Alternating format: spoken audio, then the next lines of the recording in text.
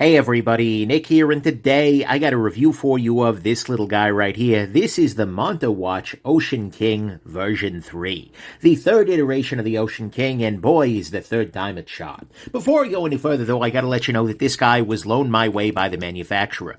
They said, hey Nick, do you want to check out the third version of the Oceanking? I checked out a couple of their watches before, actually. The Atlas, the Noble, the Oceanking version 2.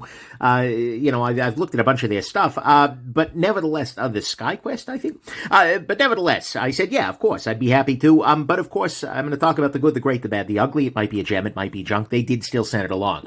Nonetheless, we do have to assume this is the very best quality controlled version of these ever, although this was a consumer packaged version of it. And I'm doing my absolute best not to let any of that affect the nature or the quality of my review. Let's go ahead and jump into some size measurements real quick for you. Going ahead and measure this guy out. And what we're seeing here is that with the crown included, we are looking at somewhere in the vicinity of 43.5 or so millimeters. Without the bezel itself, we're looking at about 40 millimeters. Here, the actual dial width itself is looking at about 30 millimeters. 29-ish, somewhere in that vicinity. The lug width on this guy, I happen to know, is about 20 millimeters, which would make more sense if I were better at using these weak old plastic calipers. The lug-to-lug distance, which of course is the measure that is most important for people with relatively smaller wrists, here we go, is coming in right around 47 millimeters, which is a very nice, very svelte size. And then the thickness of this guy is only coming in right at around 12 millimeters, right? So this is a relatively thin little watch here. I am a big fan of the dimensionality of this watch here. It is a relatively small thing.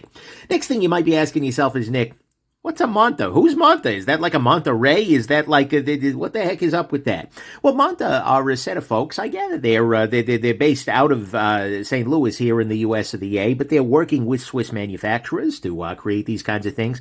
They actually do really cool stuff, right? It's a little bit off the beaten path. It is one of the micro brands, right, along the lines of Formex and others that are really trying to push value forward, even while using Swiss parts, which is not something that is generally found with Swiss parts.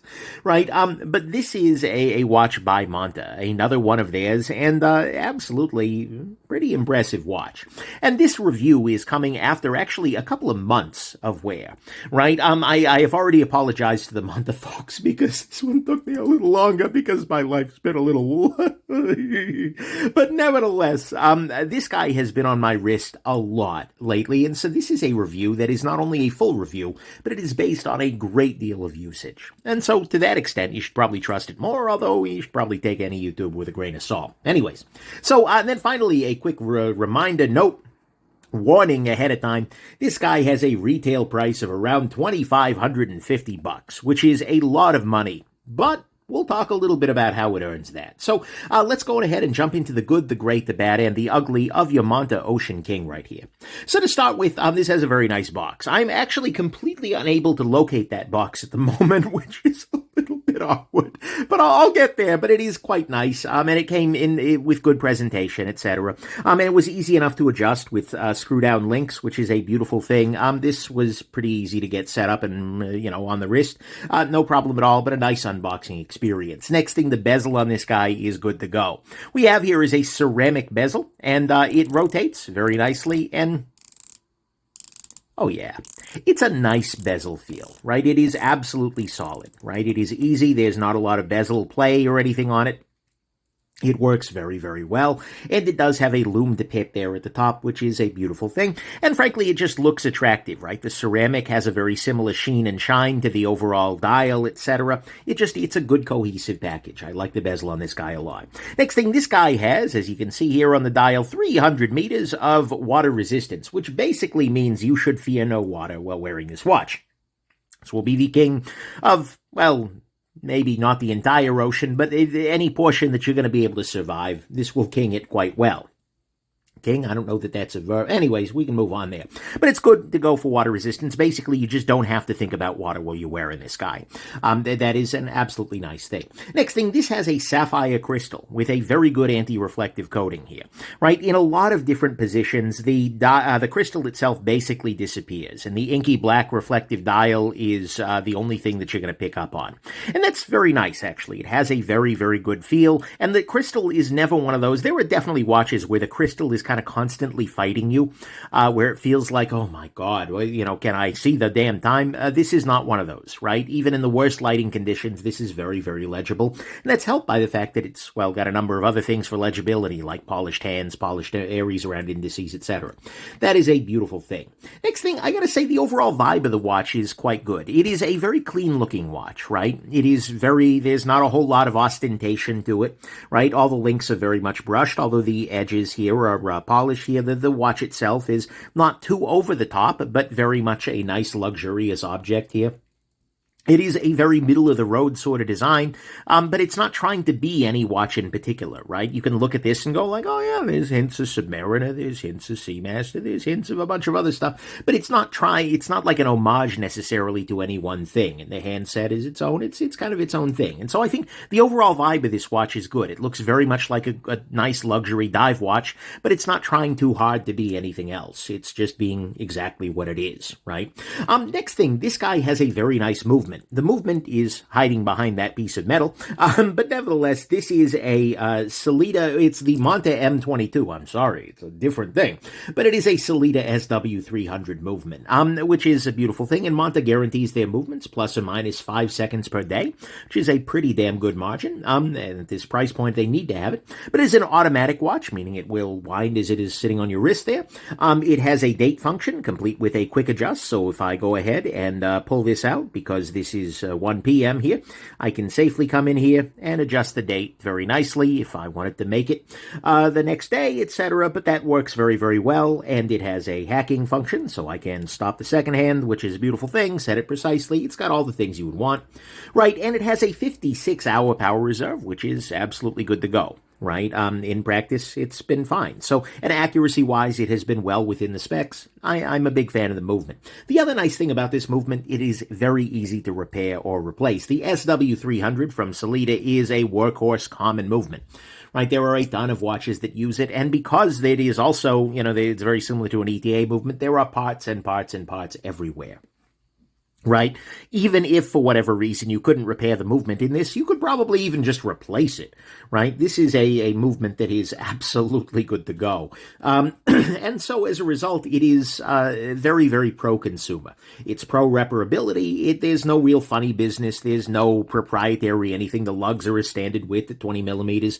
This is a very much a watch that's like, yeah, hey, here's your watch. Do what you need to do with it. And that's a beautiful thing in a world of vendor lock-in, in a world of proprietary in-house movements. The fact that this is an off-the-shelf workhorse, that is, for some people may feel like a negative, but for me is profoundly positive, right? It's a beautiful thing when we see that these days. Next thing, this is a very legible watch. I say this for a couple of reasons. To start, this dark black lacquer dial it almost has a wet look to it, right? And that's beautiful, right? Because it means that the indices are just sort of hovering there in space, right? In pretty much every lighting condition, although you can certainly see some reflectivity, the indices stand out quite clearly, as does the date down here at the bottom, which is an absolutely beautiful thing. And then on top of all that, they've done shine. Here, let me see if I can zoom in a little bit. Maybe, yep, there we go. What we have here are very shiny indices, like the indices as well as the hands themselves have been high polished. So that way, even in a situation where it's a little darker, you can usually find some light on there. And it is also very, very well lumed. I'll go ahead and charge it off camera with a powerful flashlight. What we're going to see here is Yeah, that's some pretty solid Lume here. The Lume is good to go. It lasts all night, and in fact, this is as much Lume as I could really want. I'm very happy with the Lume on this watch. Absolutely no problem there. So it is legible, and it is legible then any time of the day or the night. And the fact that you also, by the way, late at night, know what the orientation of the watch is, both because of the differently shaped hour marker here, as well as the missing hour marker overnight, because the date itself is not loomed, right? It just makes this really, really, really really easy to read. This is one of those watches where you can look down, see it on your wrist, and instantly know what the time is anytime, and that's a beautiful thing.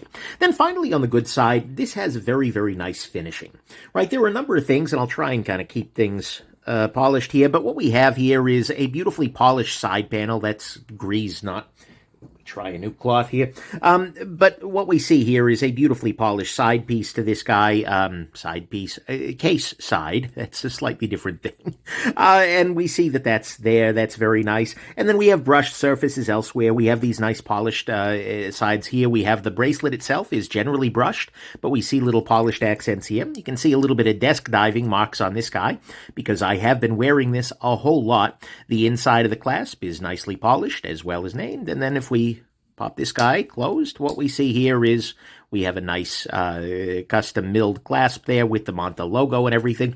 The finishing on this guy is absolutely on point, right? It is not doing anything too wild, right? Then complete with the dial here, the ceramic bezel, etc. This is just a watch that is really nicely finished, right? And it is very nicely detailed, and everything that they are setting out to do here, they are doing very well. There's nothing I can point to in terms of finishing or otherwise.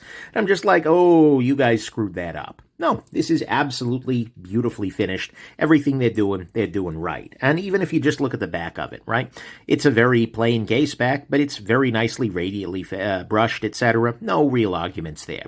So I am a big, big fan of that overall, and that's a beautiful thing.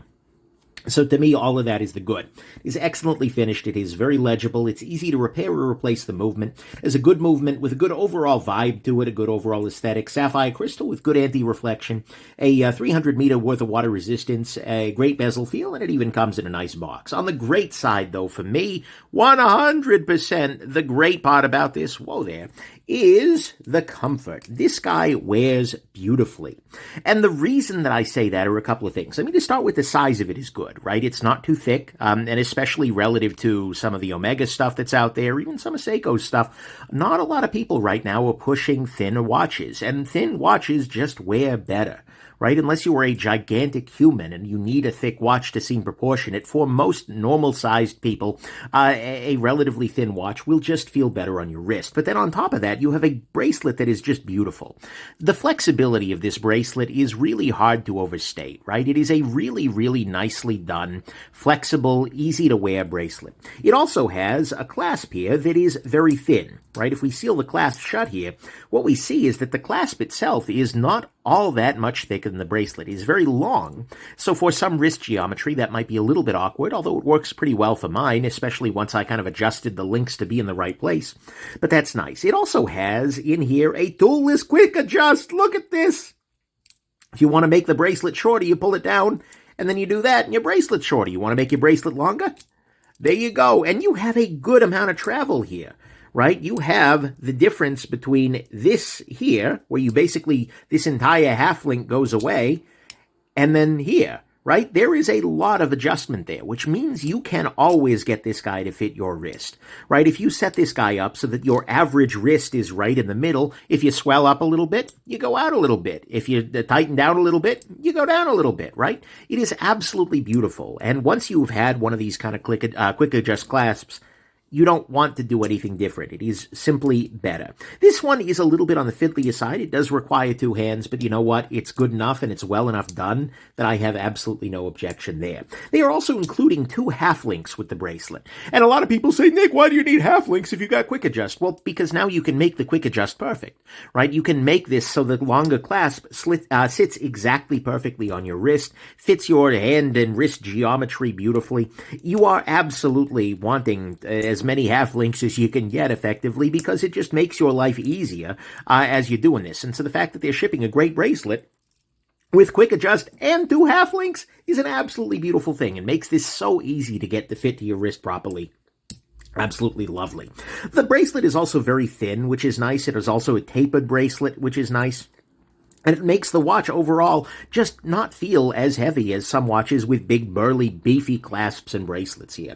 So that makes it wear very, very well. And, you know, overall, I gotta say, this just feels great on the wrist. This has been sort of my default watch since I got it in.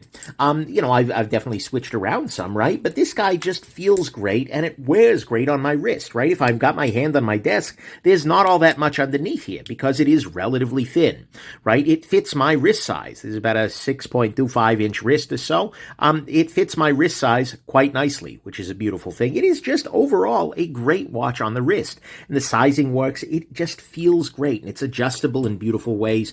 This is one of the most comfortable, if not the most comfortable, bracelet watches I own, right? The only thing that comes anywhere close is from Formex there. Their bracelets are also quite good, but this in many ways even exceeds that with the flexibility and whatnot. So this is just a really, and the thinness of the clasp is a really, really nice watch, and it just wears so well. It kind of disappears on the wrist, even being a big old chunk of steel. And to me, that is great. This is an absolutely great watch on the bracelet. Next thing, on the bad side, I do wish that there was an open case back, right? If we look, for instance, at the Formex Reef, there's a little bit of joy in being able to see what's going on inside the movement down there. And especially if they're showing off that nice figured Monta movement on the website, it'd be nice to be able to see it, right? I like that they're keeping it thin. I can't really get too bent out of shape, but that would be a nice thing. Similarly, I'd like to see more color options for this guy, right? Right now they have black with black. That's your color option, and given, that's a pretty good color option. It's probably what I would have chosen anyways. It would be very nice to see Monta branching out a little bit more and trying some different colorways that may not be available from other brands, and especially some of the colorways that people are too snobby to sell to people these days. That would be a beautiful thing. Also, titanium? Just throwing that out there, Monta. You got an instant buy if you do one of these in Thai. Oh, yes. Oh, yes. That would be a lovely thing. Next thing, while I'm being snobby here, I would like for the index here, not the index, the logo here for Monta. That would be a very nice thing to see applied. To see that as actually something with some dimensionality, right? Kind of like they have done here. I'm comparing a lot to this Formex, but you can see here the Formex logo is just a little bit proud of the dial here. It is its own piece of metal, right? I think, by the way, that the Formex and the Monta are very, very similar in terms of, they are fighting in very much the same battle here. And so I think it is a very fair comparison. But that is one area where they could have maybe gone a little bit further. I will also say that the design itself is a little bit middle of the road, right? In many ways, this feels submarinery. It feels a little Seamastery. It feels a little like a lot of things, but it doesn't feel too much like any one of them. As a result, it's sort of a very basic dive watch, right? You put this on your wrist and you are wearing dive watch. And that's fine, right? Dive watch is a good thing. But at the same time, I got to be honest, the design is a little bit middle of the road. And in some ways, compared to Monta, who has had a very much stronger design language in the past, this feels a little bit less, well, strongly theirs. And that's going to actually, I suspect, appeal to some people more. Monta's design language was a little bit polarizing in places.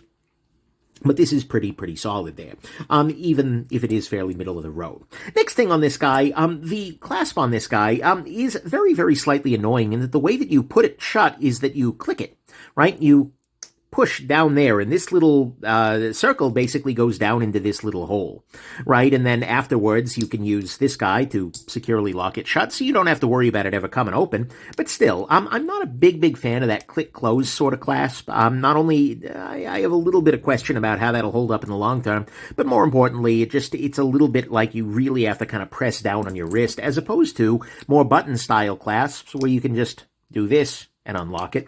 Those buttons, complete with this fold over, would make this a much more compelling sort of thing. I'd like to see them maybe move away from that in the future, but that is very, very much a nitpick. One thing that is less of a nitpick and getting into a much more reasonable thing, this is a loud watch on the wrist. And it is very much because of the openness of this back clasp here, right? If I kind of put this on my wrist here, oh, hold on, I think as I lifted it up in an odd way, I undid my quick adjust there, because my wrist is relatively small at the moment.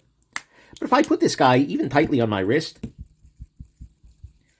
it's not doing it as much, and sorry for the photosensitivity there, but this can be a very loud watch on the wrist, especially if it's even a little bit loose, right? I've got it pretty tight at the moment here. I'll loosen it up a little bit, but it can get a little bit on the louder side relative to some other things, and that is just because of this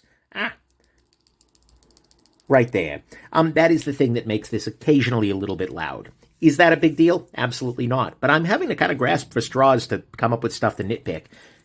But that's a little bit much on occasion, but usually if that's bothering you, you can tighten the watch down a little bit and it gets a little better. Then finally on the bad side, and absolutely the worst thing about this watch here, is that it is expensive. This is a $2,550 watch. That is up about $500, a little more than that, from the last generation of Ocean King. And you know what? Like, I get it. Everything's getting more expensive. Oh, boy, is everything getting more expensive. But these micro brands have even been going up and up and up. And the thing is, Monta and Formex and Christopher Ward and all the similar kind of Swiss micro brands, they exist to bring value. That is the only reason that these guys exist, right? If they were charging the same money as Rolex, etc., well, actually, they're still putting in more effort, let's be real here. Anyways, I digress. But they exist to bring value. And every time that those prices go up, the value drops down a little bit, right? And so if they keep going that route, they may end up becoming the very thing that they were, designed to destroy. But for the moment, I'm being a little bit dramatic. It's high, but it's not so high, right? And if you put it in comparison to everything else the Swiss are doing, this is pretty decent. So anyways, but that is absolutely the worst part of this, right? I wish this would have come in at the original Ocean King price, closer to $2,000, and also closer to some of their competition. The 2,500 is a little bit on the high side, price-wise. So, to me, all that's the bad is that the price is a little on the higher side. It's a little bit rattly if the clasp isn't exactly tight. The click clasp is not the thing I love most here. The design's a little middle of the road, and then there were a couple of other little details they could do, but for the most part, it's a pretty solid watch, which brings me to my conclusion, which is, there's no ugly here, by the way. This is a pretty solid watch, right? In fact, I would go so far as to say this is one of the better watches I've had in a while on the table, right? This is great. This is really solid. It does everything it sets out to do pretty much right.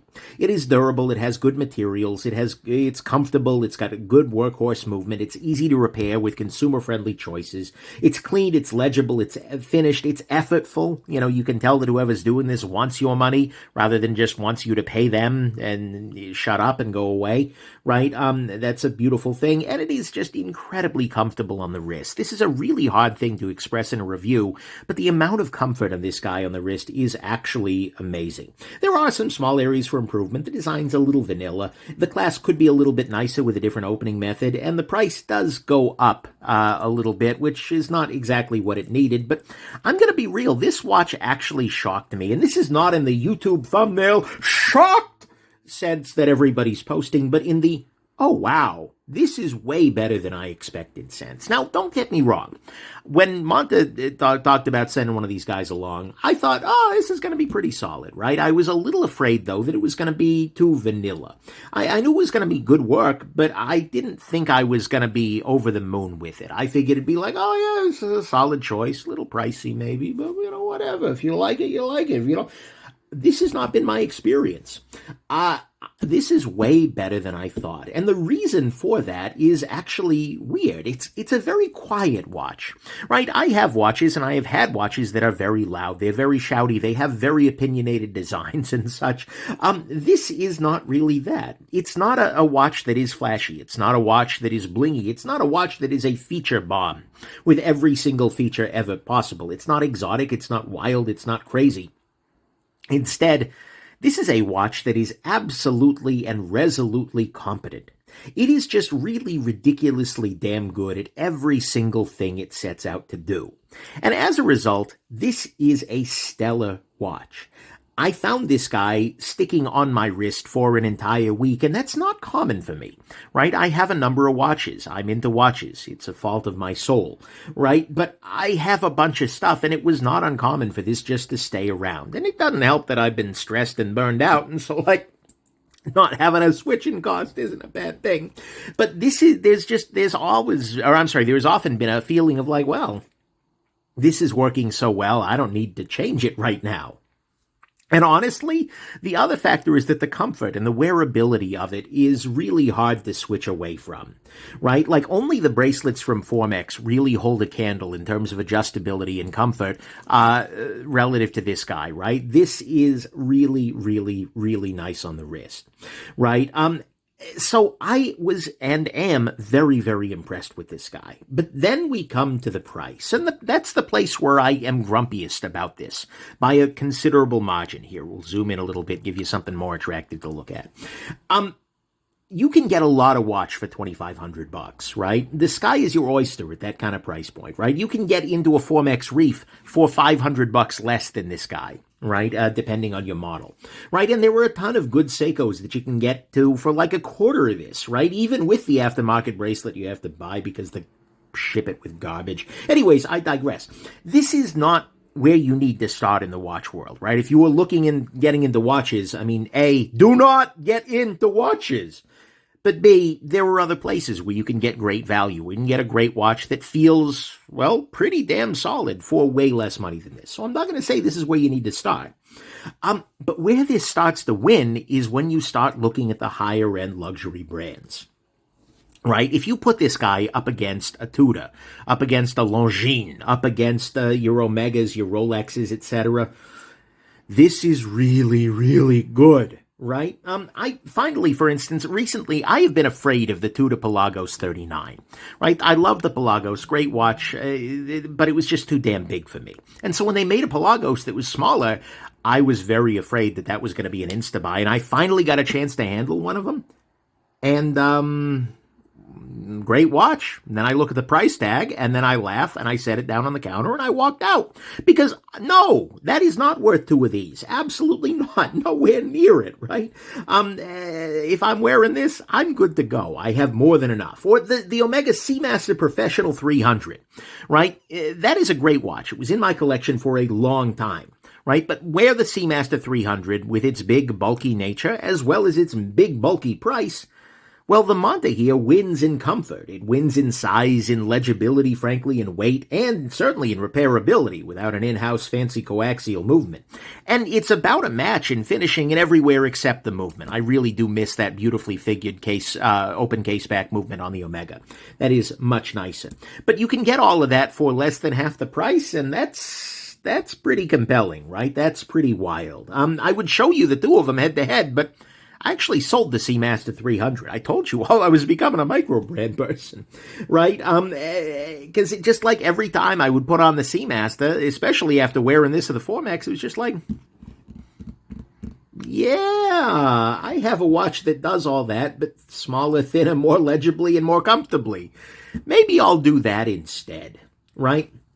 So against the Seamaster Pro, I would probably send you here, right? It's a great watch for less than half the price, that is. And then Rolex, with their pricing, their availability, yeah, more like Lolex to me. No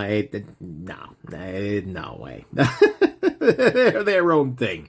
But of course, you can spend whatever you'd like on whatever you'd like, right? But seeing folks like Monta or Formex who are really going for it, they're really putting in the effort, and they're pushing value. They're pushing a place where it's like both of these are incredible watch values. They're really amazing. And for a lot of people, you would talk about, you'll hear people talk about, oh, well, these are low-end Swiss luxury watches. And it's like, screw you. I mean, yes, to be clear, they are very much on the low end of the price point for Swiss luxury watches. That is true. But if you think about these as, cheap Swiss luxury watches, that's ridiculous. Instead, what these are luxury watches at the sweet spot of the curve of diminishing returns, right? This is about the only way you're getting something that feels like value. I mean, this and maybe the Formex too, out of the country of Switzerland without a number to count, right? These feel really, really good. And so ultimately, I fell in love with this watch. I really like this watch a lot. It is absolutely a gem.